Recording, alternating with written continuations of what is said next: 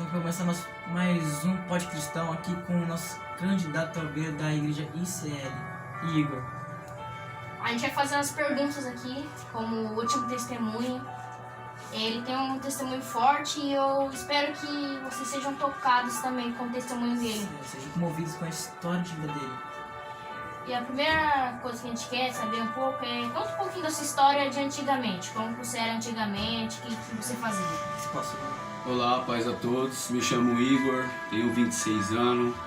A minha história de vida, eu vou falar um pouco, porque se eu for falar tudo, não vai prolongar, não vai virar uma vigília, né? Vamos falar assim, né?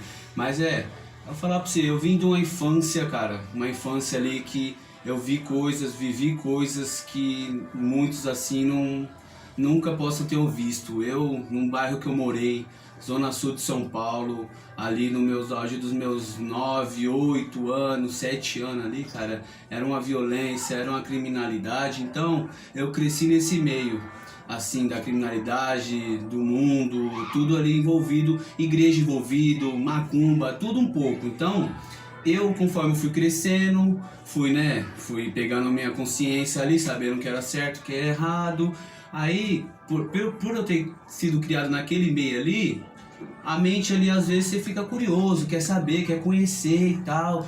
Aí peguei meus 12 anos, 12 anos. Pô, vou conhecer o mundo, fui conhecer o mundo, né? Tendo família cristã também, tios distantes, sempre ali querendo incentivar para o cristianismo, mas a cabeça ali do jovem, né? Não fui crescido no berço cristão, então quero conhecer o mundo. Comecei conhecendo errado primeiro para depois, né? Então, aí tava ali, comecei a curiosidade, querer fumar um cigarrinho, aí naquele ideia foi virando, já fui querendo fumar outra coisa, e assim foi indo, né? Então, em meio àquela criminalidade toda, aquilo ali, tipo, deu um incentivo ali querendo curiosidade, aumentou a curiosidade, né? Então, minha infância foi assim, minha infância foi uma infância muito sofrida, árdua, mano, de verdade. Minha mãe... Isso é a relação com a sua família, seus pais, mãe? Minha mãe é um pai e uma mãe pra mim, né? Eu só tenho mãe, meu pai... Somos em 5 irmãos, cada um de um pai, são 3 pais. 2 do mesmo pai, eu de um pai e minha irmã de outro pai. São 3 pais, né?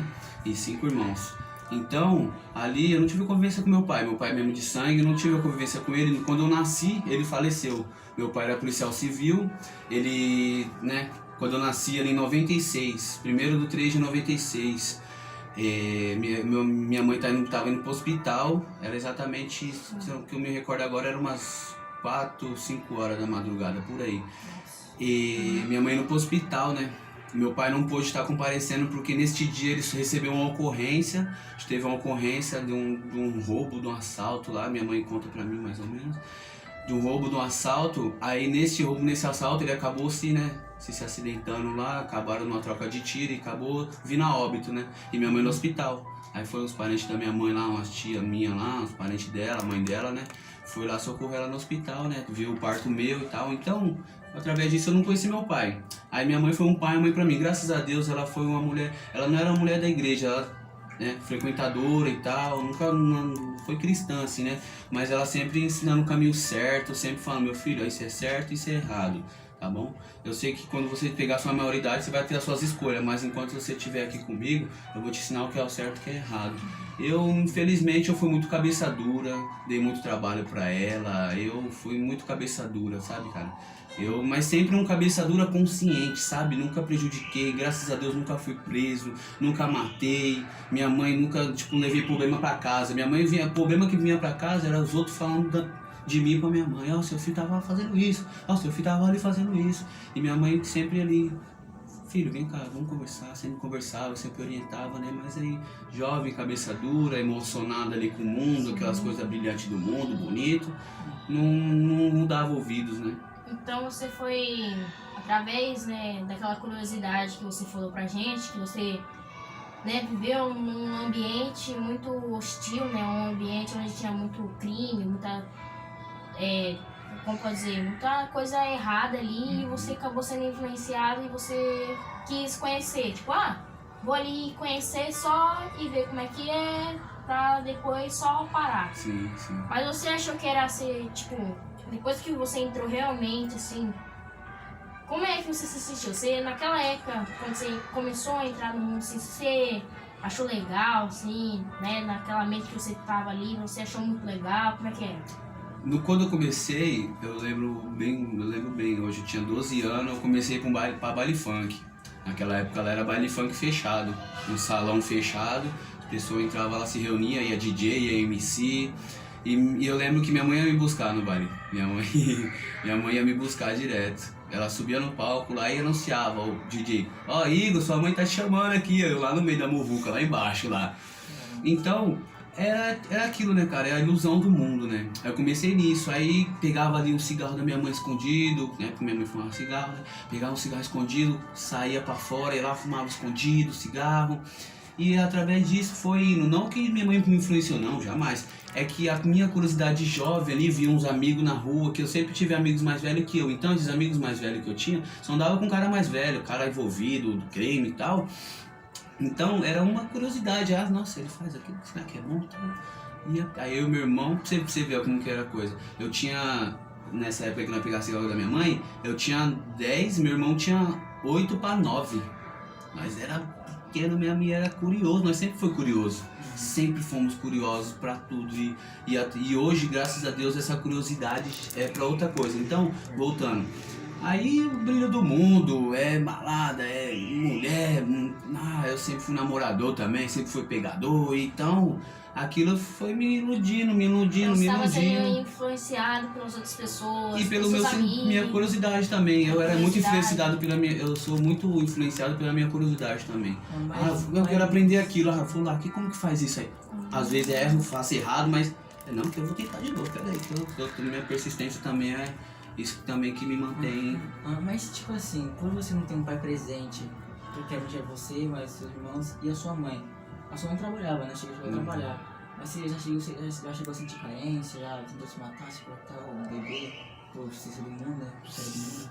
Então, em relação a isso assim, cara, eu tive padrastos. Minha mãe também, ela era uma moça que na época dela era independente, não dependia de homem pra nada. Ela ia e vinha, trabalhava, sustentava nós, sustentou nós, graças a Deus, sem depender de homem, sem nada. Então, cara, nós teve uma época da nossa vida ali que nós sofremos na mão de outros homens, não sendo meu pai. Já sofri na mão do pai da minha irmã, né? Na mão do pai do meu irmão não, porque não cheguei a conviver com ele. Mas no pai da minha irmã, agora ele é falecido, eu não sei se ele tá com Deus, onde que ele tá, porque eu não sei qual que foi ao fim da história dele. Então, às vezes eu sentia, cara, e às vezes isso eu descontava na droga, nem me cortava, nem pensava em se matar não, me descontava na droga mesmo. Que aí depois que eu comecei a fumar maconha, aí depois com meus 15, 13, 12, 14 anos, por aí, 14 anos, que eu 15 com 12 eu comecei a fumar cigarro, isso, com 13, 14 eu comecei a fumar maconha, então aí, tipo, né, às vezes dia dos pais, festinha na escola, eu nem gostava muito de escola, eu nem não terminei meus estudos, abandonei a escola ali tão cedo, porque não me sentia muito bem na escola. Eu ia só pra zoar, queria saber de nada, então, entendeu? Aí pra mim fez uma falta, tem uma carência e tal, mas hoje como eu sou pai, né, graças a Deus, pra mim já, né, completou ali, preencheu aquele... E que nem eu falei, minha mãe foi um pai e uma mãe pra mim, então ela não fez tanta falta porque esse espaço ela sabia bem cobrir, sabia bem, sabe, chegar e conversar, né? Então, entre seus, 11, 12 anos, você começou a fumar o cigarro, né? Que você pegava escondido de sua mãe e etc. Aí depois, né, de uns 14 anos, né, que você falou, que você começou a usar droga. Quando você começou a usar, você pensou assim, não, isso aqui vai ser rapidinho, acabou e depois nunca mais uso, assim... Ou você começou a realmente, tipo, nossa, tô precisando agora disso de novo. Então você começou a necessidade daquilo, né? Você precisava daquilo. Uma coisa que, graças a Deus, uma vez que o pastor foi lá em casa, lá minha mãe tava lá também, se não me engano, foi ano passado, foi no meu casamento, se eu não me engano. Foi no meu casamento. Uma coisa que eu sempre tive dentro de mim ali, mesmo no mundo errado, mesmo no mundo, eu sempre tive o temor. Sempre tive o temor. Porque, tipo, querendo ou não, eu conhecia Deus. Eu sabia quem era, conhecia. Já Só tinha não praticava noção, esse Deus. Mas eu sabia quem era Deus por ter parentes ali influenciado, né, da igreja, cristão. Eu conhecia esse Deus, mas não praticava ele, não seguia ele. Então eu sempre tive o temor dentro de mim. Porque por isso que eu acho que ele já me livrou de tantas coisas, tantos livramentos até hoje. Acredito por ter sido esse temor. Certo. Agora na presença dele, mais ainda. Mas antes, quando era do mundo, ele me livrou de tantas que acredito que tenha sido por causa do temor, né? Não seguia, não caminhava com ele, não seguia ele, mas sempre tive o temor. Sempre fazia com aquele receio. Que nem fumava um cigarro e depois batia aquele arrependimento, aquele medo, mas aí depois ia fazer de novo.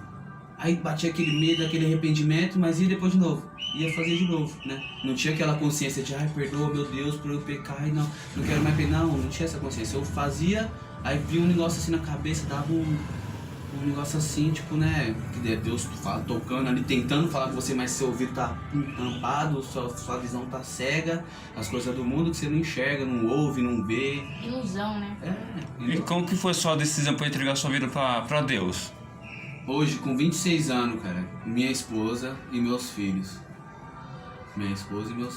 Mas foi guerra pra você entregar sua vida pra Deus? Foi, pô. Minha esposa, eu lembro, ela começou a ir na sede lá. Eu era do mundo, ele trabalhava na adega. Saía de casa meio-dia, voltava 4, 5 da manhã, 6 da manhã, voltava no outro dia. E ela na sede, ela tava grávida do meu primeiro filho, do Brian. Tem 3 anos hoje, ela tava grávida do Brian ainda. Ela ia sozinha pra ir pra igreja, voltava, tinha alguns irmãos que vinham buscar ela ia. Eu lembro que quando eu chegava em casa, ela tava ouvindo louvor, não aguentava ficar em casa. Eu saía de casa, ela ouvindo louvor dentro de casa, eu saía de casa. Uma vez teve um ponto de luz lá, eu vi que tava cheio de gente lá, eu nem entrei pra dentro de casa, eu voltei de ré, voltei lá pra adega. Fui lá ficar com os meninos lá, fumando, bebendo. Ia pra praia, pegava a baiquinha e ia pra praia lá. O que os seus amigos do mundo falam hoje em dia pra você? Muitos não acreditam. Daqui acreditam porque estão vendo o meu dia a dia, estão vendo minha convivência agora em Cristo, estão vendo o meu dia a dia, esses já caíram a ficha. Lá de São Paulo, lá que eu tenho onde eu tenho mais amigos lá em São Paulo lá, onde que minha mãe está se residindo no momento, lá os pessoal, uns ou outros, são poucos que acreditam, mas pra mim o que importa é os que acreditam, pra mim é o que importa, que é os que importam pra mim e que se importam, que acreditam em mim. Você vai voltando um pouquinho atrás, antes de você ter a sua salvação em si, como é que você chegou na igreja? Foi convidado? Alguém te chamou assim? Você por impulso? Então, agora vem. Começou com um ponto de luz em casa, com o diácono e a Zaira, o irmão Edson e a irmã Zaira. O irmão Edson, eu fui algumas vezes na sede. Eu ia uma vez sim, uma vez não. Ia de vez em nunca, na verdade. Ia uma vez sim, na outra semana não, uma semana sim. Aí nisso daí nós pegamos amizade e tal. Eu encontrava com ele no mercado, encontrava com ele na rua. Ele, a esposa dele, a irmã Zara, encontrava com eles, né? Ele sempre, vamos lá, irmão, vamos fazer uma visita pra nós, Deus tá com saudade de você e tal. Eu falei assim, irmão, sua esposa tá indo lá, acompanha ela e tal. Eu falei, não, um dia eu vou, irmão, um dia eu vou, Deus abençoe, um dia eu vou. Aí um belo dia a Daiane, ela marcou um ponto de luz lá em casa lá, né? Ela marcou um ponto de luz lá em casa. E nisso eu já tava numa guerra na adega, porque já tava acontecendo um monte de coisa lá, já tava demais, já tava extrapolado, vinha tudo fácil, bebida, droga, mulher, vinha tudo fácil. Fui um homem pecador, falho, traidor, sabe? Então, aí através desse ponto de luz com o irmão Edson e a irmã Zara, que aí um belo dia eu falei, não, vou ficar. Porque era só eu, minha esposa, a criança pequena, e o irmão e a irmã, né? Aí o irmão foi lançando palavras, foi falando palavras, foi indo, que aí um belo dia eu falei, não, vamos. Aí ele falou, tem uma igreja aqui mais perto, tem uma ICL mais perto de vocês. Não, eu não sabia dessa ICL, né? Só ia na sede. Aí pra gente teve um tempo que ficou um pouco longe, por causa que aí veio o segundo filho e tal, aí ficou um pouco longe, ficou um pouco ruim o acesso. Não tinha carro, não tinha nada, tinha bicicleta e tal, aí ficou muito ruim o acesso, nós ia de vez em quando. Aí minha prima que mora do lado também, minha prima Lília, ela falou, tem uma ICL aqui perto. O irmão também falou, tem uma aqui pertinho de vocês. Vamos pra lá, que aqui é pertinho, dá pra vocês ir e tal. Aí um belo dia eu vim aí, primeira vez, tal, me senti bem. né? Me senti muito bem. Então aquilo já era Deus falando, ó, filho, já tá chegando a sua hora. Tá chegando a sua hora de eu te pegar e, né? Porque já tava passando por umas guerras no mundo. Já tinha fazendo umas coisas que não era de mim, assim, eu fazia aquelas coisas ali, tipo, sei lá, que, né, pegar algo de você aqui escondido, ou usar o negócio e depois falar, não, por que eu tô fazendo isso? Eu ouvi aquela palavra lá, por que eu tô fazendo isso, né? Então foi através disso. Mas em si, quando foi, já que você disse que você veio para ICMC, participou, mas quando você foi liberto, foi em alguma campanha assim, tipo na MAN, ou foi em plano culto? Eu lembro até hoje, foi num culto. Foi num culto que minha esposa ela não conseguiu vir. Se eu não me engano, tava chovendo, eu acho. Tava com as crianças, ela não conseguiu vir. Aí veio só eu. Falei, não, deixa que eu vou. Certo. Deixa que eu vou buscar por nós, né? E nós sempre senta lá na frente, lá naquele nosso cantinho ali. Eu sentado lá e o pastor pregando, aí ele pregou uma palavra lá que tá queimando aqui, ó, meu coração. Nossa, eu tava... Sabe quando você sente o Espírito Santo queimando, você fica até sem ar, afobado pra você falar, sabe? Eu queimando. Aí foi na hora que o pastor falou, alguém aqui quer entregar a vida pra Jesus, que eu lembro até hoje que eu levantei a mão, falei, até gaguejei, eu falei... Eu, pastor, gaguejei ainda. Falei, pastor, quero entregar quero voltar para Cristo, porque uma vez eu lembro, muitos anos atrás, que eu tinha aceitado Jesus, mas tinha me afastado. Então, aí, agora eu queimou, suei frio, eu sou meio tímido, né? Sou meio tímido, aí foi isso que aconteceu. Eu entreguei minha vida e hoje eu sou um cara muito feliz, realizado, graças a Deus. Que Deus destruiu sua vida, né? Livrou você, hoje você é candidato a obreiro, né? Foi então você vê a mudança, é verdade. E sua família? Ela te vê hoje na igreja, na ICL, firme, forte, não falta quase nenhum dia. E vestindo a blusa de candidato. O que eles pensam de você hoje em dia? É o orgulho, né? Porque há muitos deles mesmo não acreditavam em...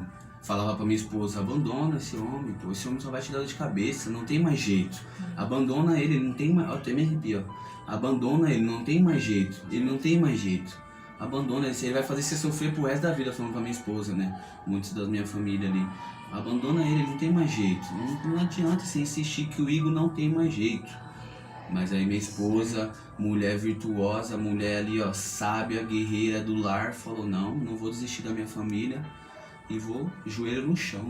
Tinha dia que eu chegava de madrugada, do outro dia ela tava lá com o joelho no chão, lá eu via. Aquilo também foi me ajudando ali, Deus foi me mostrando aquilo ali. E aquilo foi me doendo, foi me remoendo.